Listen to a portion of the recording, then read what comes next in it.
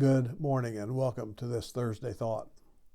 Sometimes when I'm in the pickup, I'll turn the radio to the BBN. That's the Bible Broadcast Network. That's the radio station in this area. They often have a period of hymns or songs that I really enjoy, but they also play recordings of various ministers, generally of the more conservative persuasion. Some I enjoy listening to, others, well, not so much. One of the more enjoyable ministers who's on the station regularly is Adrian Rogers. Now, Rogers was a minister for one of the largest megachurches in the nation in the late 20th century. He passed away in 2005, but his sermons have been preserved and they're played regularly on the station. On one particular sermon I recently heard was how God answers prayer. I believe Rogers said there were three main ways that God answers prayer. One is he grants the prayer request. A second way is he says to wait, that it's not the right time for an answer now. And third, God says no. Well, when Rogers talked about the third answer, the no answer, he used a passage in the New Testament where Paul, the apostle, asked God several times to remove what the Bible calls a thorn in the flesh. God tells Paul that he's not going to do that. He won't remove the thorn, and he tells Paul, "My grace is sufficient for you." Well, I've known that part of Scripture where Paul and God have this conversation about Paul's disability for a long, long time. I've always concentrated my thoughts on what that thorn in the flesh might have been.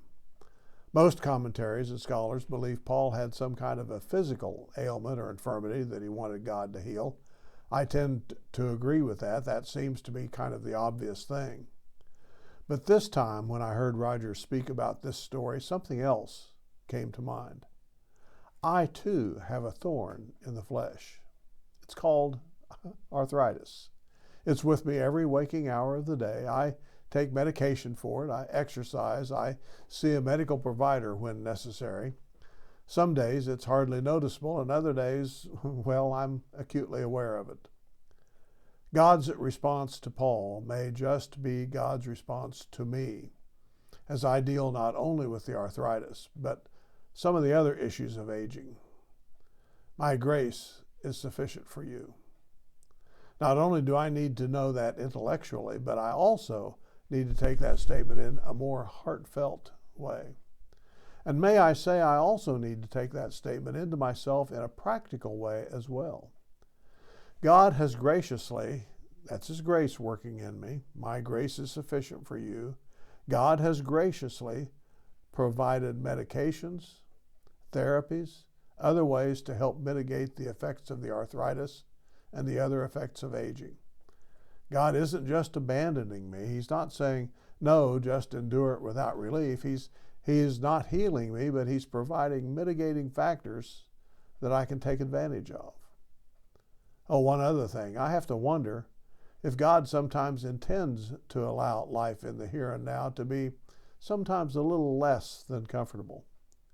I wonder if He does this so we'll not be so enamored with this world that we long for it rather than longing for the new heavens and the new earth that He's promised for those who have submitted their lives to His Son, Jesus Christ. Because there are some days when it hurts that I think about a day that I'll no longer feel that hurt, but I'll be able to truly enjoy life in a way that I've never done before. My grace is sufficient for you. Not an empty sentence at all, but God letting Paul know, and by extension all the rest of us, that He knows, He hears, He cares, and He asks us to long for the not yet. Not so much the here and now. That's a hard pill to swallow. The here and now is, so here and now. It's what we're experiencing at the moment. The future seems so far off at times. We're at our basic nature, creatures of the moment. And God's promises of relief and future happiness are sometimes lumped in with all the other promises that we've been given over the years by people, promises that are sometimes kept and sometimes totally ignored. We know that our track record with promises made to us is sometimes not very good. Many are kept, some are not, so why would we want to go all in on God's promises to us? Well, I have no magic answer to that. What I do have is a record of His promises made to others. And in that same record, the account of God keeping those promises, each and every one. Joshua in the Old Testament, in his final words to the nation of Israel, following their taking of the promised land, recounted God's promises to the nation and then said this, I quote, "Not one of all the Lord's good promises to Israel failed. Every one was fulfilled," unquote.